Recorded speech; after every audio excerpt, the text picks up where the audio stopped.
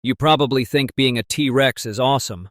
Giant teeth, killer roar, king of the dinosaurs. But what if I told you that no matter how strong you are, the sky itself is about to kill you? Not with claws, not with teeth, but with fire and hunger. Welcome to your real life. You crack open the shell with your snout, and sunlight stings your eyes. The air is thick, warm, heavy with pollen, and alive with the buzz of insects. You've never breathed before, and it burns. Welcome to the late Cretaceous. You're not alone.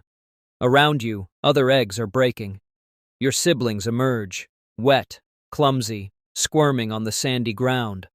A dozen of you, maybe more. No protection, no nest walls, just dry leaves and shallow dirt. Your mother? Gone. She laid the eggs and left. That's how it works with T-Rexes. Parental care? Not part of the package. You're the size of a young ostrich. Your legs are wobbly, tail too long to manage, and your teeth, tiny nubs, barely useful. You don't roar, you squeak. You don't hunt, you hide. The ground trembles. Something massive is moving nearby. You freeze. Your siblings scatter. You can't see it yet, but you feel it. Each step is a quake. It could be anything.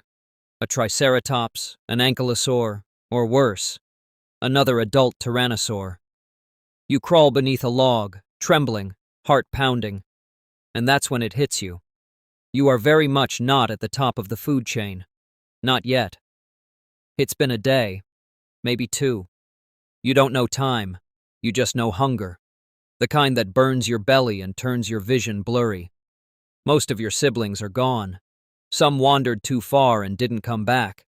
One you saw, half-eaten, ribs sticking out, flies already swarming. Another was just gone. No trace. You stay close to the nest pit. There's no food, but there's cover. Ferns, leaves, broken logs. You hide under a palm frond as something heavy stomps past. Big. Herbivore.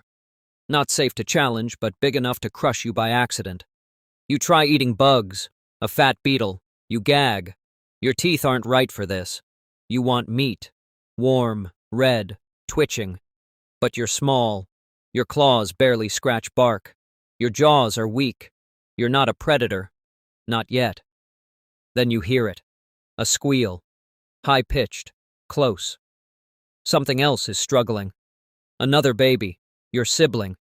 It's stuck under a rock, legs flailing. You crawl closer, drawn by instinct. You stop. Your stomach snarls louder than your thoughts. That's meat. Weak, fresh, helpless. It sees you. Squeaks. Reaches toward you. You eat.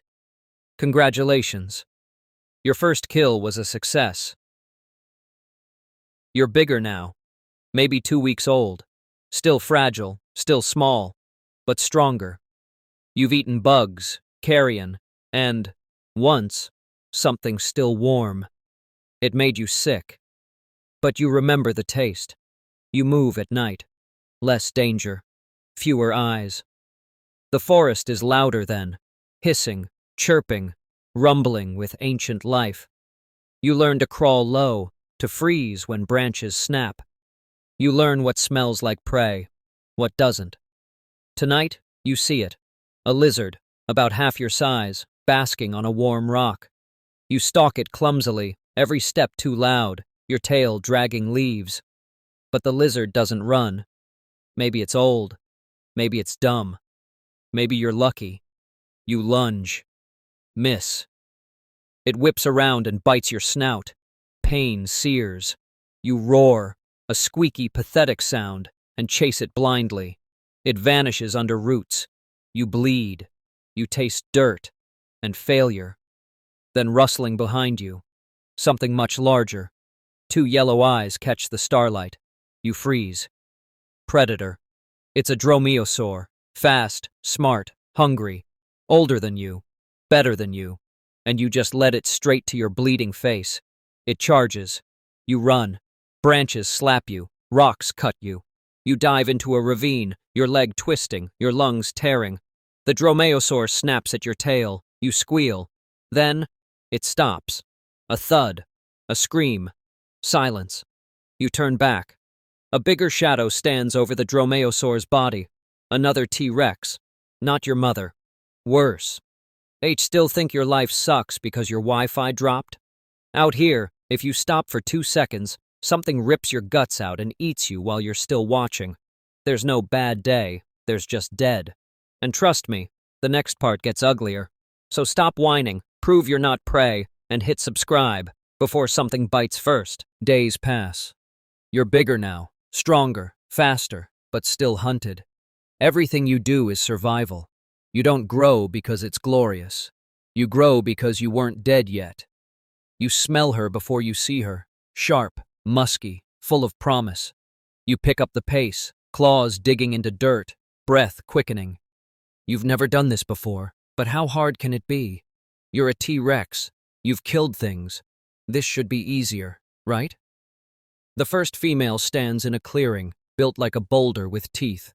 You strut out with confidence, head low, tail high. She watches. You roar, deep, rumbling, sexy, or so you think. She roars back, definitely not sexy. She charges. You bail. Fast. 2 days later, new scent, new hope. She's resting. You approach slowly, tilt your head like the older males do. She looks at you, like you're a week-old carcass baking in the sun, then gets up and walks away. Didn't even bother to roar. The third? Lying in the mud, glorious. You step closer, heart pounding. Then he shows up. Another male, bigger, older, with the look of someone who snacks on guys like you. You pretend you were just grazing. He doesn't. He comes at you, not to warn, to humiliate. A bite to your neck, one to your shoulder, then a full-body slam. His skull slams into your chest. You hear something crack.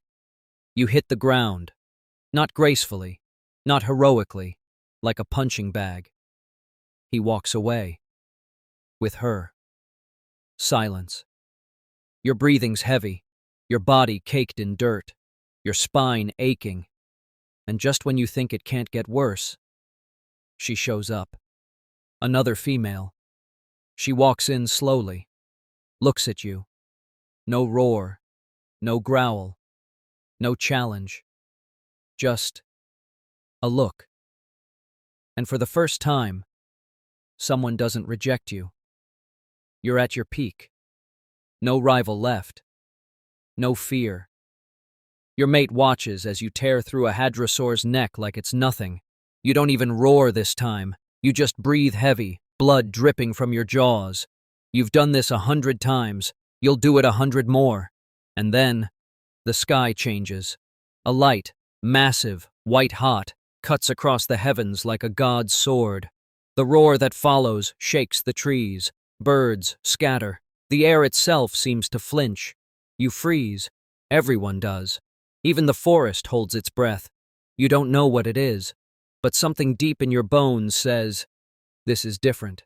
It hits far away, but you feel it. The wind turns angry. The ground trembles for hours. Smoke blots out the sun. Then the rain starts. Black, acidic, cold. Weeks pass. The plants die. Then the herbivores. Then your mate. You roam alone. You roar, but no one answers. You run, but there's nothing to chase. You sniff the air, but all you find is ash and wind. You were built to kill. But now, there's nothing left to kill. You lie down beside a dead tree, bones showing under your skin, breathing slow, head low, eyes dry. You're not in pain, just empty. And that's how it ends. Not with a fight, not with glory, but with a belly that never fills. Being born as a T-Rex is already a nightmare. But there's another animal, one that lives shorter, suffers more, and dies worse. Think you'd survive if you switched places with it? Don't miss the next video.